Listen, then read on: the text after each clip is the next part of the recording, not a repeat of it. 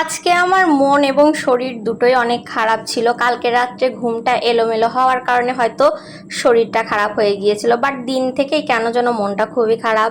তো হাজবেন্ড আমার দেখে সেরে বলছে যে তোমার মনটা যেহেতু খারাপ, চলো তোমাকে মার্কেট থেকে ঘুরিয়ে নিয়ে আসি। যে পরিমাণে গরম পড়েছে, মার্কেটে যেও কেন যেন খুব বিরক্ত লাগছিল। তারপরেও তার সাথে গেলে তো আমার সব জায়গায় অনেক ভালো লাগে।